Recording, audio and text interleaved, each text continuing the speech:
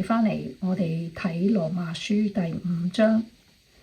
咁記得第4章咧，保羅講到咧，亞伯拉罕係我哋靈裏邊嘅父親，因為亞伯拉罕同我哋一樣，都係憑信心稱義呢個 title， 即係話神已經接受咗佢，因為佢信父神講嘅一啲嘅應許。咁呢一樣嘢咧，係喺佢割禮之前，佢已經認定咗係義人啦，因為佢信父神講嘅嘢。咁保羅就係講咗呢一點，就因為我哋都係憑信心去相信耶穌為我哋嘅罪去犧牲，而呢一個應許咧，我哋相信咗之後咧，我哋就會係叫為稱義啦，都係憑信嘅啫，唔係去遵守任何一啲嘅戒例，就唔係好似其他宗教咁樣。其他宗教咧都係睇你做幾多，佢就俾幾多你。即係話你譬如有10步要行，你一定要行晒啲10步，咁你先變咗個神啊，變咗個 God。好似佛教啊，有啲所謂冥想到唔知去到邊個地步啊，或者係伊斯蘭教啊，都係要你做好多好多嘅嘢，然後當你死後，你都唔會知道你係上天堂定係去第二個地方，因為喺伊斯蘭教裏邊係冇呢一樣嘢話你信 God 咧，你就可以上天堂啦，冇呢一樣嘢嘅。佢哋係憑你做幾多嘢，喺世上做咗幾多好事，咁等你死嗰一刻，嗰個神咧就會睇你做咗幾多好事，然後先俾你個判斷話去天堂啊，定係落地獄咁樣啦。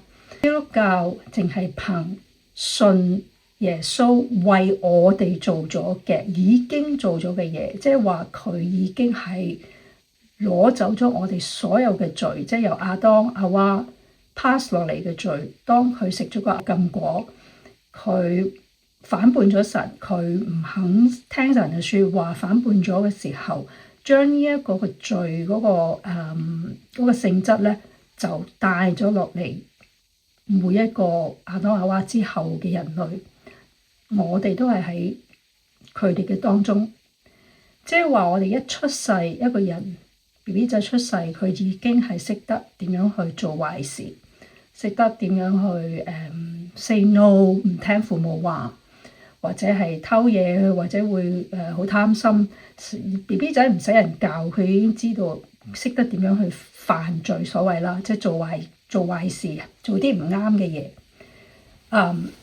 咁所以我哋有呢個罪性咧，就係由原始父母亞當亞娃佢哋留落嚟俾我哋。咁所以呢個世界同埋呢一個宇宙都係被呢個咒詛之中啊，即係話喺神嘅咒詛裏邊，因為實質神已經係話咗俾佢，一早話咗俾佢聽，如果你食呢個禁果，你咧就會死噶啦。咁當然佢哋食咗禁果之後，唔係即刻死，佢哋都會繼續有生命，但係個靈裏邊嘅死，即係話同神嘅關係已經係脫別咗啦，已經脫離咗同神嘅關係，因為佢哋唔聽神嘅説話，自己想做神，想話事。咁咧，神就一早話咗俾佢聽，如果你食咗呢個禁果，你就會離開喺佢個蔭庇之下啦，佢唔再保護你噶啦，你就自己照顧自己啦。OK， 就咁嘅情況之下咧，佢讓我哋去繼續喺呢啲嘅罪性裏邊繼續嘅生活，直至到去到一個地方，神去由亞伯拉罕嗰度開始咗以色列呢個國家，由亞伯拉罕直至到摩西之後啦，有好多個其他嘅人，咁就建立咗呢個民族嘅時候，佢就俾咗啲律法俾摩西，即係話十誡啊，其他嘅嘢，就話俾摩西知，你哋呢班人一定要跟守呢啲嘅律法。咁個意思其實就係話，俾呢個律法你，你就會知道你係跟唔到，你就會知道其實你真係需要一個救主，因為你哋全部都跟唔到我嗰個 standard。我個 standard 係好高，因為我好聖潔，我都講過好多次。但係你哋跟唔到我個 standard，咁其實1000年、2000年咁多年之中，其實嚟嚟去去都係以色列次次都係 prove 到俾神睇到，就話佢跟唔到神嗰個 standard。咁所以去到2000年之後，就係耶穌佢其實係神啦，佢嚟到你世界，佢變成人嘅時候，就將呢一種嘅罪嗰個後果咧，就係擺咗喺佢自己嘅身上，即係神擺喺自己嗰度，自己落嚟世界，自己啃咗呢啲嘢 ，OK， 而將佢自己嘅福氣、佢嘅義俾咗一啲犯罪嘅人 ，OK。嗱，講到犯罪嘅人，好多人都繼續犯罪嘅，係咪先？雖然信咗耶穌嘅人，佢哋都會犯罪，即係譬如我自己都會犯罪。因為我哋嘅罪性始終都係喺我哋肉體裏邊。總之我哋喺個肉體裏邊生活嘅時候，我哋一定都會犯罪，因為會做啲唔啱嘅嘢，譬如講大話，或者係對人有嬲怒啊，呢啲啦嚇，即係。如果係細小嘅罪就係呢啲，如果大啲嘅罪咧，有啲人可能會殺人添，OK，或者佢會犯奸淫其他嘅嘢。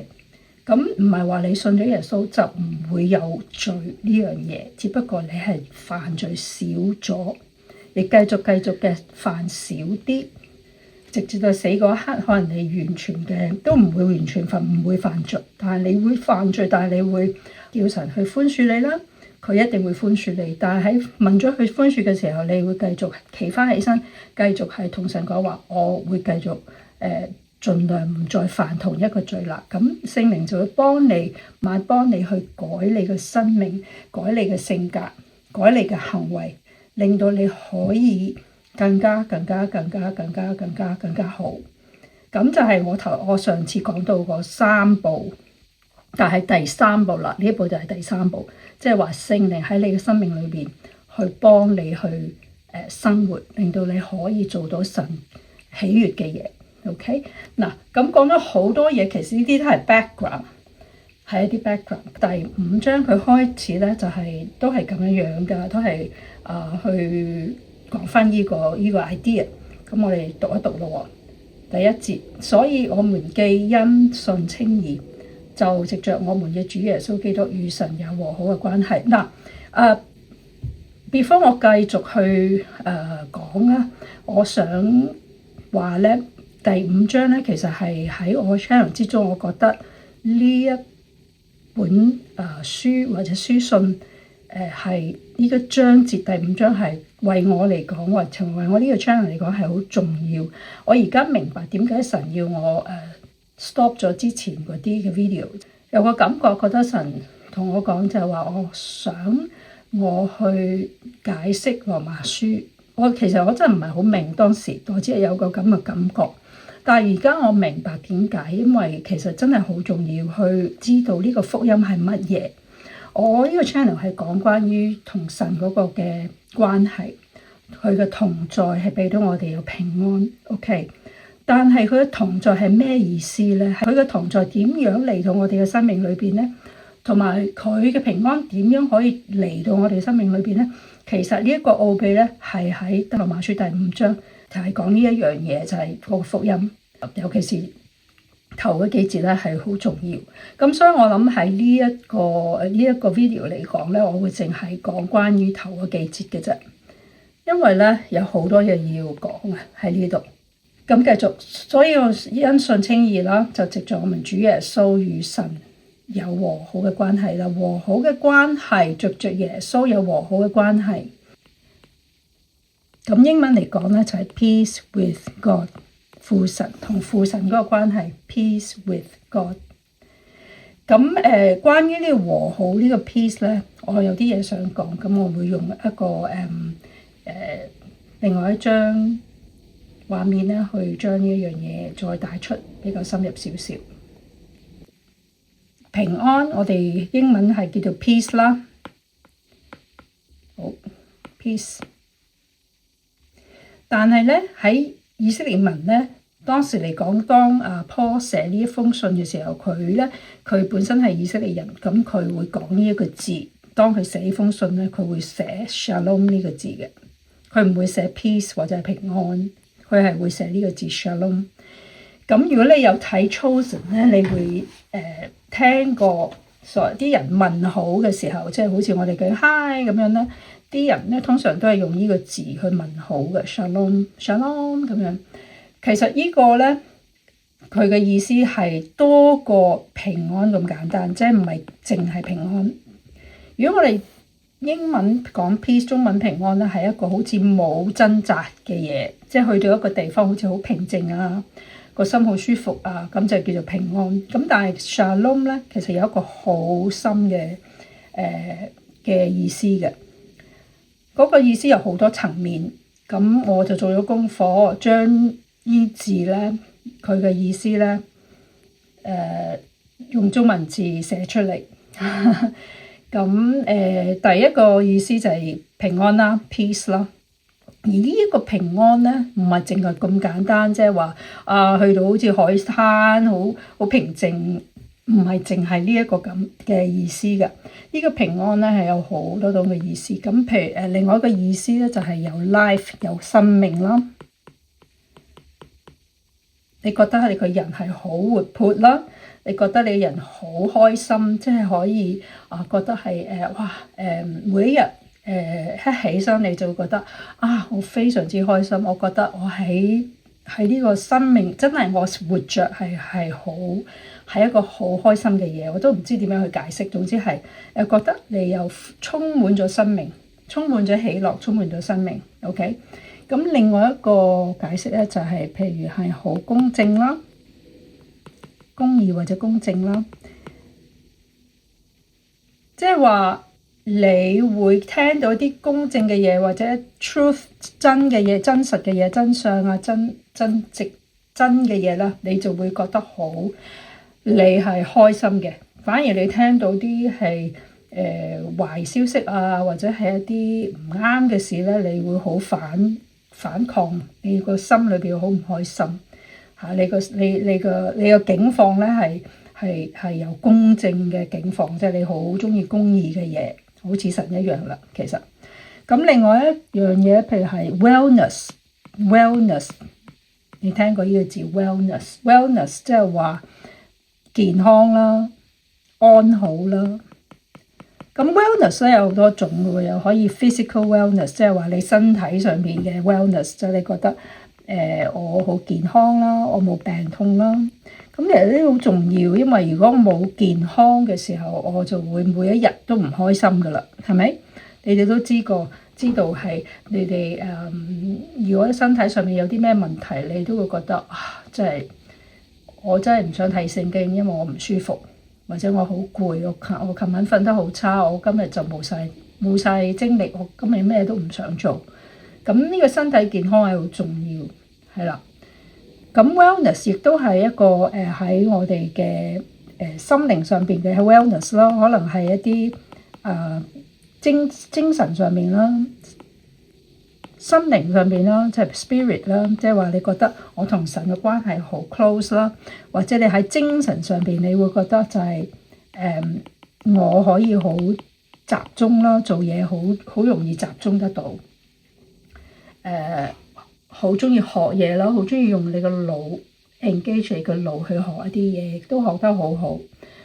咁另外咧就係譬如覺得有平安有平穩啦，有冇掙扎啦，好穩定啦，好穩定。你覺得個人好穩定，好似唔會好容易俾風吹去呢邊就行呢邊，俾風吹去嗰邊就行嗰邊。你覺得你個人係好 anchor， 即係好似一條船咧，係有嗰個錨啊 anchor 住你，你好似唔走得甩。唔可以飛去嗰邊，飛去嗰邊，你覺得好穩定，你個人係好 strong， 好穩定。咁有時呢個 shalom 亦都係覺得係冇定罪感嘅喎，冇定罪，冇被定罪。咁點解呢一個係重要嘅？因為好多人其實喺罪裏邊有好多嘅失望啊，有好多醜嘅地方啊，佢覺得佢做一啲唔啱嘅嘢，但係佢又唔敢話俾人聽咯。佢隱藏咗呢件事好耐啦，自己喺心裏邊好內疚咯。即係有好多嘅掙扎，就係關於之前人哋對佢犯咗嘅罪，或者佢自己對人犯咗嘅罪，就俾唔到自己平安，因為個心個腦裏邊成日都係即係指責住佢，就話你做咗呢件事，你真係衰啦。咁你嗰個定罪感咧係好喺 Shalom 之中係冇定罪感，即係話你知道神已經寬恕咗你，你全部係 clear 晒 forgiven， 冇定罪，冇內疚，冇呢啲咁嘅 feeling， 因為咧神咧已經將呢啲嘢咧拎走晒。咁呢個咁其實好重要，因為喺呢個世界之中，好多人都有好多定罪感，好多內疚，因為佢知道佢之前可能做咗啲嘢，佢唔敢話俾人聽。呢件事成日都擺出喺個心度咧，就好似一樣嘢去出去侵蝕緊佢個心，咁就令到佢好唔不安。當你咁嘅時候，你就唔會有神嘅 Shalom 喺裏邊啦。OK。咁仲有好多其他嘅，譬如話係 harmony 啦，即係你覺得樣樣嘢咧都係好吻合啊，即係好 balance 啊。你嘅身體又好健康，你嘅精神又健康，你又有豐富嘅生命，你又覺得好平安，你覺得好有喜樂 joy， 好有愛心。呢啲全部其實都係喺 Shalom 呢個字裏邊揾到，咁即係話呢個 Shalom 呢個字係好深嘅。其實 Shalom 就係神自己嘅平安 ，God's peace。所以我哋頭先講到，當我哋講到話憑信你就可以稱義，因為耶穌啦，咁你就同神和好啦，即係頭先嘅第一節。嗰個和好咧，其實真係叫做 peace，the peace with God， 即係同神嘅和好。當你有 peace with God 同神和好咗之後咧，嗰個 peace of God， 嗰個神嘅平安、神嘅 Shalom 咧，就會嚟到你身上啦。我用另外一個畫面咧去再解釋一下。嗱。咁我就用呢個啦，當係你啦，或者係我啦。唔好意思，我畫得好差。我識得畫畫，但係我唔識得畫人。OK， 咁呢個係神啦 ，God 啦 ，God the Father 父神啦。當我哋接受咗耶穌 Jesus 為我哋做嘅事嘅時候咧，憑信我哋就稱義咯。咁有啲咩發生咧？即時刻。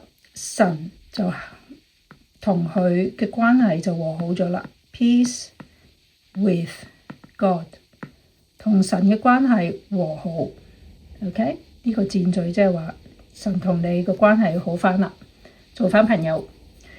好啦，跟住點啊？跟住佢嘅聖靈 Holy Spirit， 佢嘅聖靈都係神啦，成有三位噶嘛，有耶穌啦，有父神啦，有呢個聖子啦、聖靈啦，都係神嘅一位啦。佢咧就會嚟你個生命裏邊啦，嚟到你個心裏邊，嚟到你嘅靈裏邊咧，去同你同在。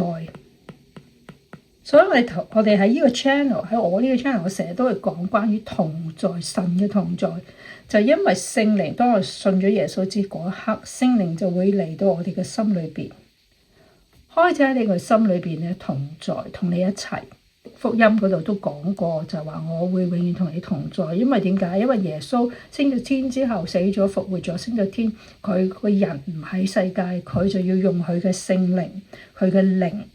嚟到我哋嘅靈裏邊，因為我哋都係靈做嘅 ，OK？ 當我哋死咗之後咧，個人咧就去翻泥土啦，即係我哋嘅肉身去翻泥土，但係我哋嘅靈會繼續去存在。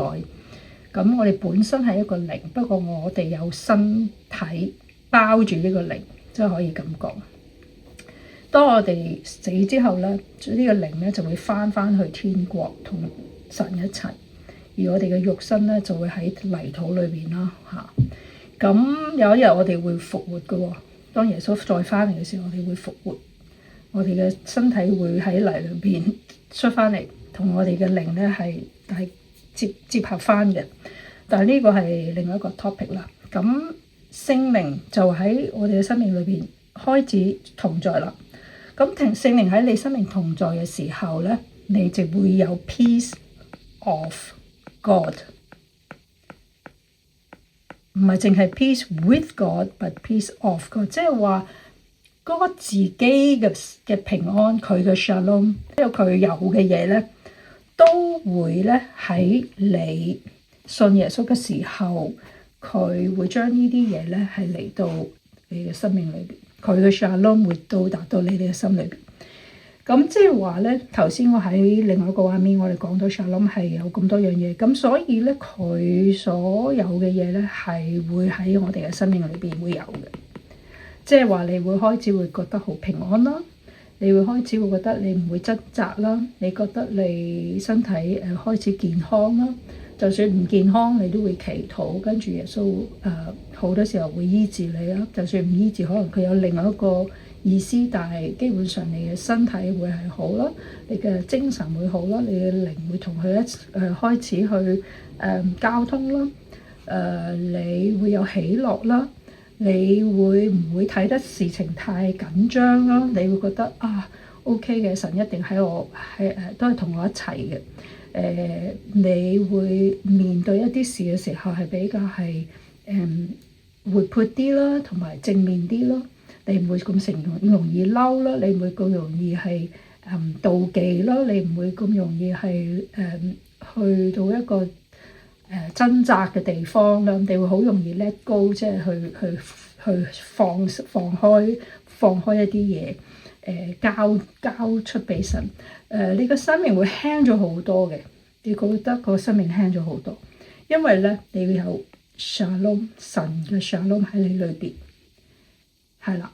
咁所以呢個就係咁，呢個平安就係咁樣開始。由你信耶穌嗰一刻，你同神做翻朋友嘅時候，當神嚟到你嘅身體裏面住，同你同在，即係話英文 presence， 同你同在。咁佢嘅平安咧，佢嘅 shalom， 所有關於 shalom 嘅嘢都係神有嘅。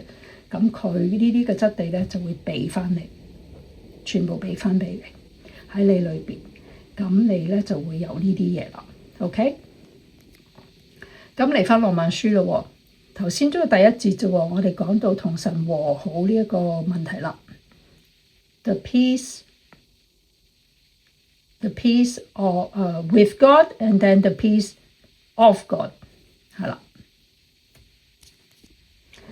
第二節，我們又藉着他憑着信得以進入現在所站立嘅這恩典之中。咁呢個咧係恩典嚟嘅，非常好啦。憑着信我哋又去到恩典啦，並且以盼望咧神嘅榮耀誇口。點解可以誇口咧？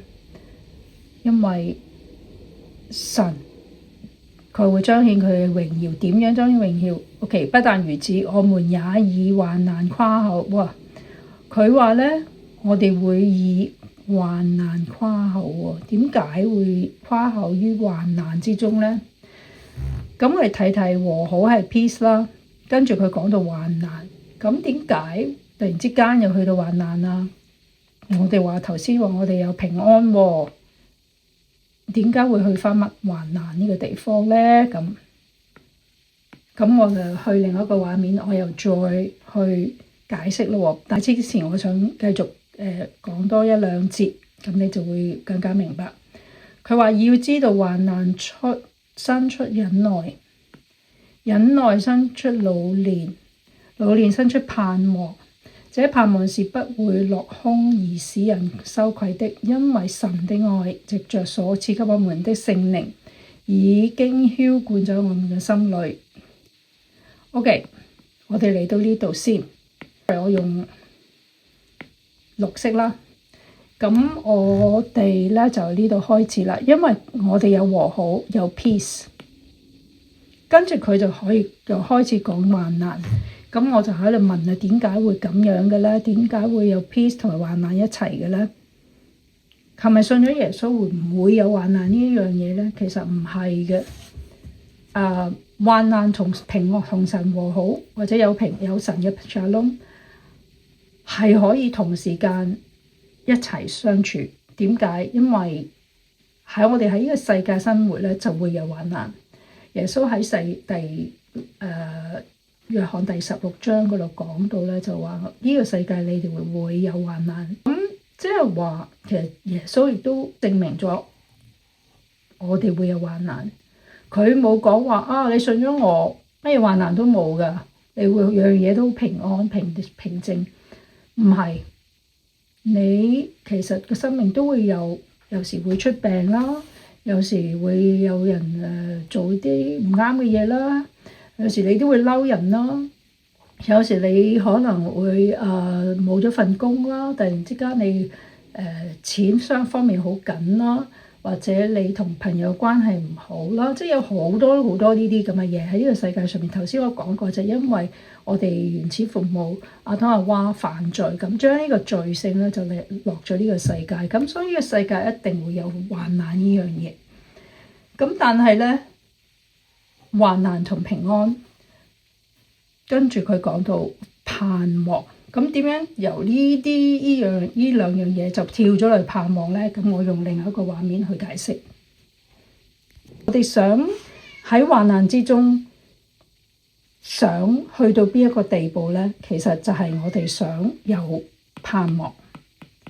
點解啊？因為如果冇盼望嘅時候咧，我哋冇咗個盼望嘅時候咧，我哋就會 give up 㗎啦。我哋又喺生命上面覺得有問題嘅時候，我哋係同自己講：如果我喺呢件事上邊見唔到前面一條路嘅話，我就唔想繼續行落去啦，因為太辛苦，係咪？所以好多人咧就係諗自殺啊，或者有其他嘅唔好嘅嘢，就係因為佢冇咗喺生命上面嗰個盼望。佢覺得我做得咁辛苦，為乜咧？有時又俾人誤會啊，或者又俾人逼迫啊，或者有好多嘅嘢係唔如意啊。咁你就會覺得我做得咁辛苦係為乜咧？咁當你人去到咁絕望嘅時候咧，你冇咗呢個盼望咧，你就好容易去諗歪咗，就會即係話不如死啦咁樣咯。係盼望係一個好重要嘅嘢嚟嘅。咁但係聖經裏邊講咧，就係盼望點嚟嘅咧？而呢一節喺呢一節羅馬書第5章第3節呢度講到咧，其實盼望係有一個一條線咁樣去到嘅，有一啲嘢會帶領到一個人去到一個盼望嘅地方。咁但係咧，嗰樣嘢咧，其實就係喺患難開始嘅。咁你有冇覺得好奇怪？點解會喺患難之中會開始，直至到去到盼望呢樣嘢咧？咁所以就要一啲嘅解釋啦。咁我哋用黑色啦，再寫低呢個字啦，患難。英文咧就係叫做 tribulations 或者係 suffering。有啲人講係受苦啦 ，suffering。患難受苦係啦，咁呢度係可以包括好多樣嘢嘅，可以係你失業啊，你個丈夫或者你嘅太太離開咗你啊，或者你身邊嘅人離開咗啊，或者係你身體唔舒服啊，生 cancer 啊，好多樣嘢。OK，咁當你喺患難之中嘅時候，點樣由呢個地方照到去有盼望嘅地方咧？咁呢個就係好重要啦。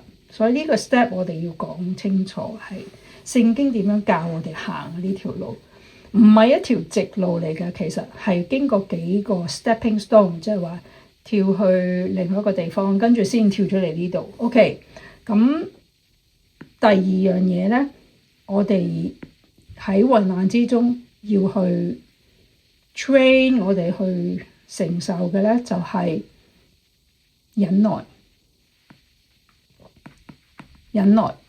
OK， 啲聖經呢個translation 就係叫忍耐啦，但亦都有另外 translation 可能叫做耐力。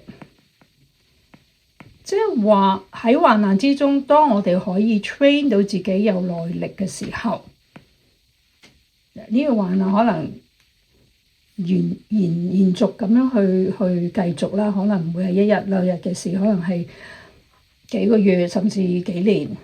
咁喺呢個患難嘅境況之中，當你去繼續去相信耶穌，繼續去喺神裏邊祈禱啊，繼續去依賴佢嘅生命，依賴佢俾你嘅平安嘅 shalom。頭先我哋講過 shalom 有好多樣嘢，雖然你未見到想發生嘅嘢，未見到佢發生，但係你仍然去繼續去相信。就好似亞伯拉罕之前我哋講過，係佢100歲都未有生育嘅機會，係咪？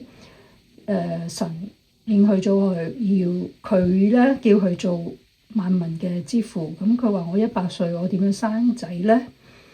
咁但係佢雖然知道係好難，甚至係冇可能，但係佢繼續相信神，繼續日日嘅相信。咁佢咧喺佢嘅生命裏面就會有忍耐或者耐力呢一樣嘢出咗嚟啦。英文就叫做 endurance 或者 patience， 不過我中意呢個 endurance 多啲，忍耐或者耐力。當你有忍耐同耐力，聖經話咧，你另一個 step 咧就會去到呢個 translation 就係老練啦。其實我唔中意呢個講法，唔係老練啊，而係你嘅品質或者你嘅性格。英文就叫做 character， 即係話當你喺患難之中去有耐力咁樣去繼續相信神，繼續係企得穩嘅話，咁你呢個過程之中，你就會 train 到自己有呢一個品質。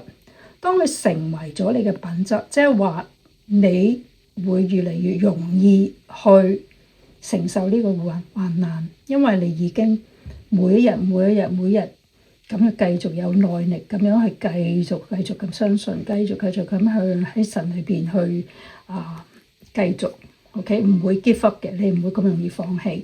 咁你呢樣嘢時候會變為一個老練，即係話你日日都去做，你就會變成你自己嘅品質啦。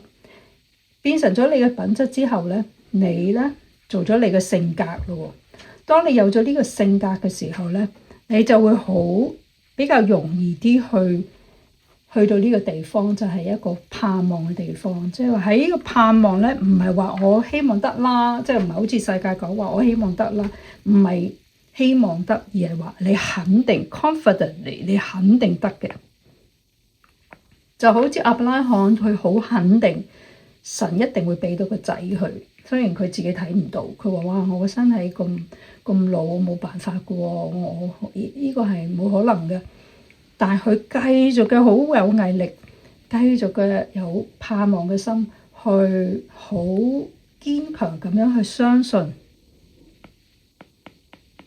confident trust， 去繼續相信喎。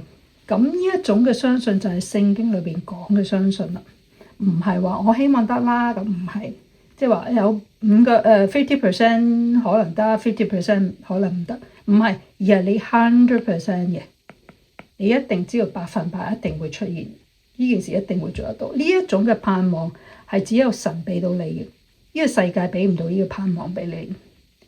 而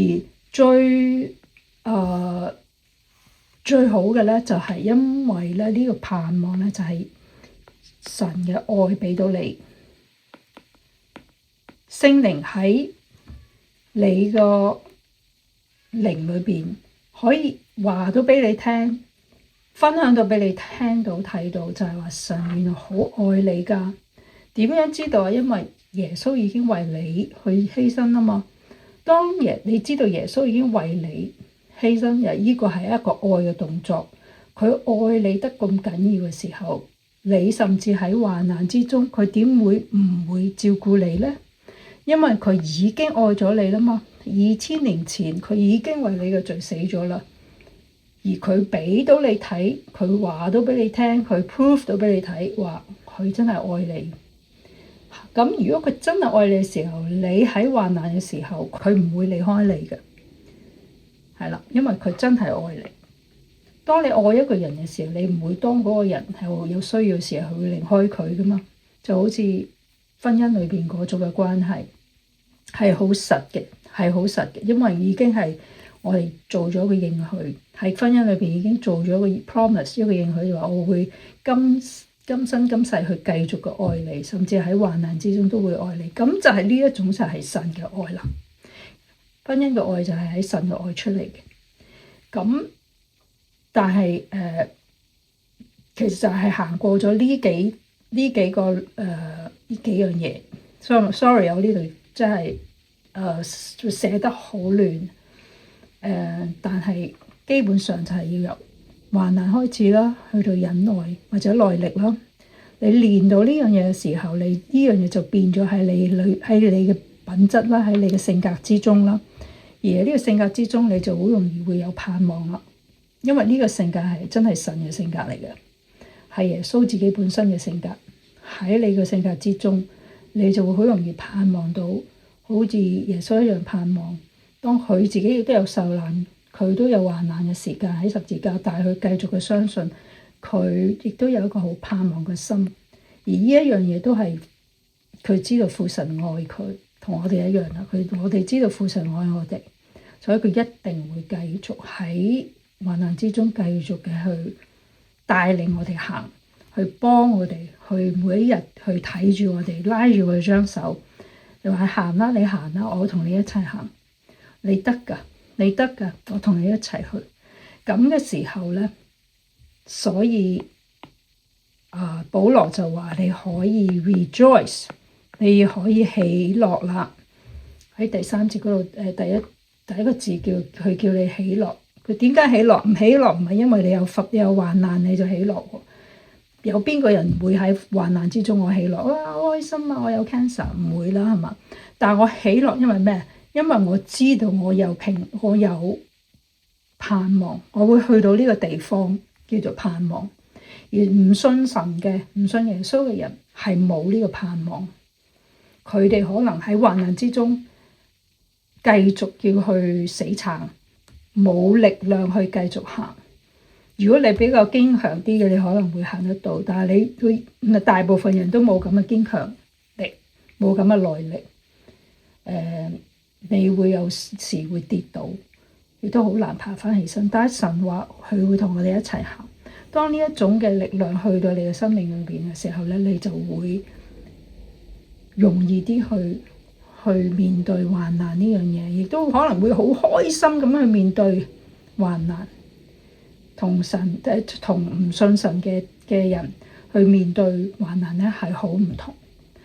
咁全部都因為愛嘅緣故。咁所以我呢度咧就想去提醒翻大家啦，去真係喺神嘅愛裏邊咧，去多啲嘅思想，多啲嘅去祈禱，同埋去思想下神點樣愛你。因為當你知道神愛你得咁多嘅時候，你就會好容易嘅去經過患難，經過 suffering， 因為你知道佢會撐住你，佢會同你一齊去。但係點樣知道佢會撐住你？係因為你知道佢愛你。而呢一種嘅方法去明白神嘅愛咧，係一種 experiential， 即係話你去每一日經驗過去明白嘅，唔係頭腦裏邊即係最後講話神愛我，唔係淨係咁樣，而真係每一日去經驗神喺患難之中點樣去帶領你。咁呢一個咧，先係真正嘅明白神對你嘅愛。OK， 我希望你得到一啲嘢啦。咁話俾我知喺 comments 嗰度，你覺得聖靈同你講啲咩説話喺呢一個 process 之中，你嘅感覺係點樣？OK， 大家 share 下啦喺 comments 之中。OK， 下次見，我哋繼續講翻羅馬書第5章。之下幾節嘅。OK，拜拜。